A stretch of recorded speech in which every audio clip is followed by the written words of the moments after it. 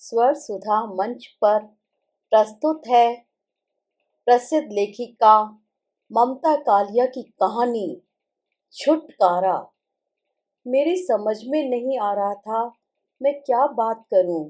मैंने अपने नाखूनों का विस्तार से निरीक्षण शुरू कर दिया। बढ़े हुए नाखून बत्रा का खून उबालने के लिए पर्याप्त कारण रहे हैं। वह निगाह टमाटर के रस पर जमाए रहा। मेरे मुंह के एकदम सामने पेडेस्टल पंखा चल रहा था और मेरे छोटे छोटे बाल बराबर बगावत कर रहे थे। यह वेंगर्स की विशेषता थी कि विश्वविद्यालय वाली उसकी शाखा में कुर्सियां हमेशा टूटी, मेजें लंगड़ी और पंखे शरारती होते थे।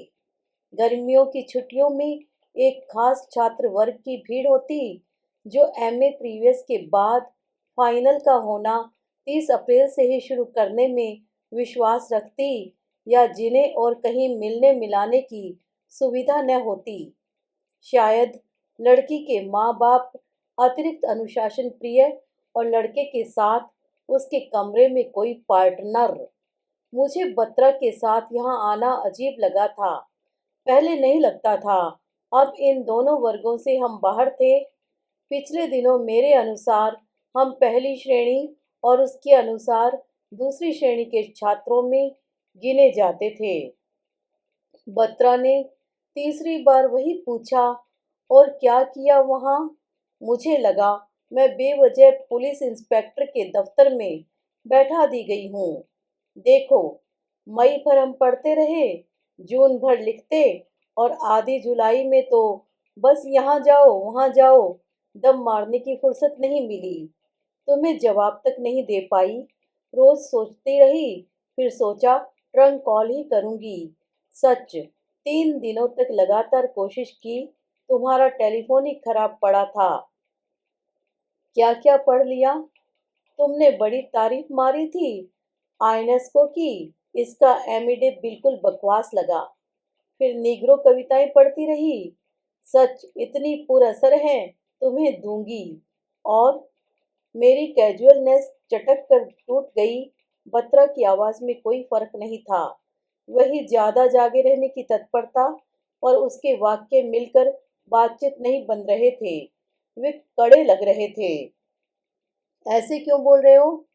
मैं क्या कह रहा था, दिल्ली में इस बार बहुत धूल उड़ी। सुबह उड़नी शुरू होती और रात तक उड़ती रहती। कभी कभी हम लोग आश्चर्य करते, इतनी धूल आई कहाँ से। तुमने पीली धूल देखी है कभी? एकदम पीली। मुझे चिढ़ाया जा रहा था। मुझे कोई चिढ़ाए तो मैं एकदम चिढ़ जाती हूँ। पिछले साल लाइब्रेरी से हम 4 बजे चाय के लिए उठते थे। मेरे दिमाग में मिल्टन या हार्ट घूमता रहता, और मैं भूल जाती थी कि चाय का समय रिफ्रेश होने का समय है। दो एक विषय आजमाने के बाद बत्रा मिल्टन पर ऐसे धारा प्रवाह बोलता कि मैं कानों पर हाथ रख लेती थी। एक बार सिर्फ प्रेजेंट कहने पर एक प्रोफेसर की आपत्ति करने पर बत्रा उस क्लास में सर प्रेजेंट सर कहने लगा था। मैंने बत्रा को भरसक ठंडेपन से याद दिलाया कि धूल में मेरी रुचि कभी नहीं थी। बत्रा कुछ कहते कहते रुक गया और हंस पड़ा। क्या हम हेनरी जेम्स पर बात करें? मैं चुप हो गई। मैं घर जाना चाहती थी। असल में मैं आना ही नहीं चाहती थी। चलते हुए मुझे यही महसूस हो रहा था। फोन पर बत्रा को समय देते हुए मुझे लगा था जैसे मैं शून्य में शून्य से समय नियत कर रही हूँ। मैं वहाँ किसी से न मिलने का कोई अनुबंध नहीं कराई थी। ऐसे वायदों वाली कोई सांझ नहीं बीती थी, आखिरी भी नहीं। पर मिलने जुलने से मुझे विरक्ति होती जा रही थी। बिना उल्लास के किसी से मिलना ऐसे लगता जैसे बिना नमक के खाना।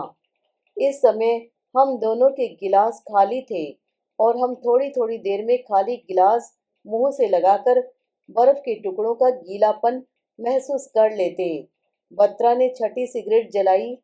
तुम चश्मा उतारकर बहुत छोटी लगती हो। मैं यह सुनने के लिए तैयार नहीं थी, या शायद यह वाक्य एक दोहराहट थी। कहीं से आई इसकी पहली अभिव्यक्ति कॉम्प्लीमेंट थी, यह दूसरी कमेंट। यह परिवर्तन सबने गौर किया था। माँ को मैंने यह कहकर संतुष्ट कर दिया था कि आंखें अब ठीक हो गई हैं। परिचितों को पहली बार पता चला था कि मेरे चेहरे पर आंखें भी थी। वैंगर्स में आकर बैठने को झुकी ही थी कि मैंने बत्रा की निगाहों में बैरोमीटर देख लिया। इसके लिए तैयार होते हुए भी मैं तैयार नहीं थी। बत्रा को मैं स्वस्थ दिखी। मुझे पता था 3 महीने में 10 पौंड अतिरिक्त वजन देह पर सही जगहों पर स्पष्ट हो जाता है, पर संकोच के मारे मैं झूठ बोल गई। चंडीगढ़ वाली बहन जी आई हुई हैं, बत्रा ने बताया। अच्छा, मैं आगे बोल नहीं पाई। बत्रा की आंखों में एक पैनापन था, जिसकी वजह से मैं कभी उससे बहुत सारे झूठ एक साथ नहीं बोल पाई। वह कहता कुछ नहीं था, उसके होंठ हंसते रहते और आंखें निरीक्षण करती रहती। एक बार वह नाराज था कि मैं ऑडियंस समय पर क्यों नहीं पहुंची। दरअसल मुझे घर से निकलने में देर हो गई थी और स्कूटर मिल नहीं पाया। टैक्सी लेने लायक उदारता मुझ में कम ही आती है, इसलिए बस में पहुंची थी 45 मिनट देर से। मैंने कहा मैं सो गई थी और देर से उठी। बत्रा चुप खड़ा रहा था। मैंने और जोर लगाकर बताया कि रात मैं बिल्कुल सो नहीं पाई थी और अगर दिन में भी न सोती तो अवश्य क्रैश कर जाती। मैंने नींद की गोली भी ली थी। बत्रा ने बड़े आकर्षक तरीके से समझाया था। झूठ खुद ब खुद होठों से निकलना चाहिए। इतनी शक्ति सच बोलने में लगाया करो। मैं बत्रा के सामने ज्यादा देर चुप नहीं रहना चाह रही थी। कुछ लोगों की चुप्पी कोरी होती है, उन्हें पकड़े जाने का डर नहीं होता। मेरे चुप रहने पर मेरा मन मेरे चेहरे पर उभर आता था।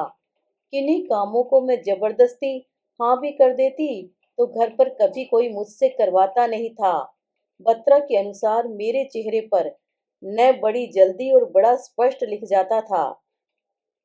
मैं बत्रा को हमेशा 7 सिगरेटों के बाद रोक देती थी। अधिकतर तब हम फिर कॉफी या टोमेटो जूस मंगाते थे। बत्रा को 8वीं सिगरेट जलाते देख मुझे खुशी हुई। सिर्फ दोहराने के लिए दोहराना, ऐसा हो जाता है जैसे पहाड़े रट रहे हों। बत्रा इंतजार कर रहा था, मैं भी इंतजार कर रही थी। मैं जानती थी वह स्वयं नहीं कहेगा। उसने कभी किसी से कुछ नहीं मांगा। जब उसने फोन किया था तब जरूर मुझे महसूस हुआ था कि वह एक मांग के रूप में आज का समय चाह रहा है। मैंने अपने आप को इसके विरुद्ध तैयार कर लिया था। यही एक शर्त थी जिसे मन में रखकर मैं यहाँ आ गई थी। पहले कुछ मिनटों में मुझे बत्रा जांच पड़ताल विभाग का अधिकारी लगा था, पर फिर मैंने पाया हम दोनों हर बार उस मांग को उलांघ कर जा रहे थे और अपने आप में और उद्विग्न हो गए थे। यह अजीब था, पर अब मैं घर वापस भी नहीं जाना चाह रही थी। बत्रा के साथ दिन के समय बैठना थोड़ा अजीब था, पर गलत नहीं। मुझे अपना वहां होना अनुचित नहीं लगा था। बत्रा के साथ अनुचित कुछ नहीं था। मुझे आज तक उसके साथ बचाव वाली पद्धति की शरण नहीं लेनी पड़ी थी।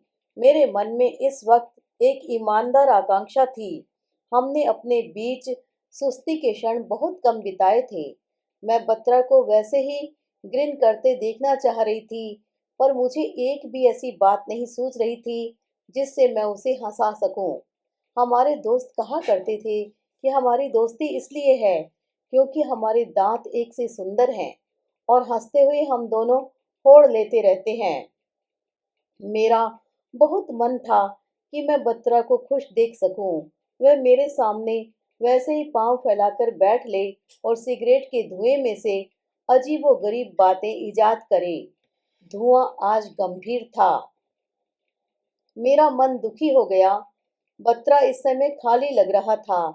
दाएं बाएं अगल बगल पहले तो वह होता था और होती बेशुमार खबरें, अफवाहें, लतीफे, वाक्यांश, हंसी और तेवर।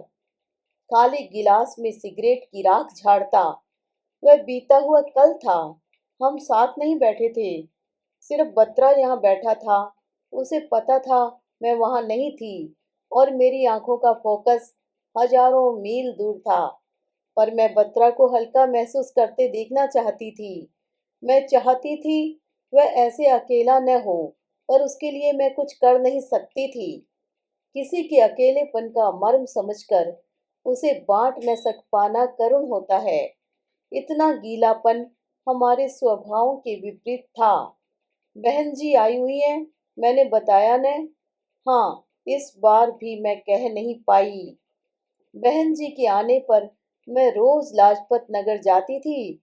बत्रा को वापसी में स्कूटर चलाना हमेशा अच्छा लगता था।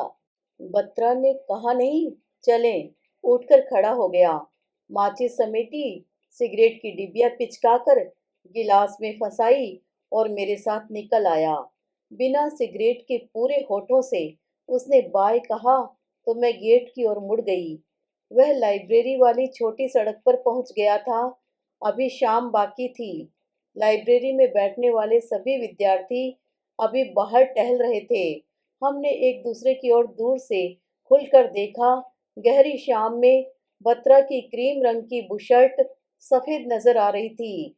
उसका कद दूर से औसत से कम लग रहा था। वेंगर्स में उसके शरीर में एक कड़ापन था। वह अब ढीला हो आया था। दिन और रात के इस गाढ़े संधि स्थल में हमें एक दूसरे की चाल ऐसी लगी जैसे डाक बांट लेने के बाद खाली थैली हिलाते डाकिए की।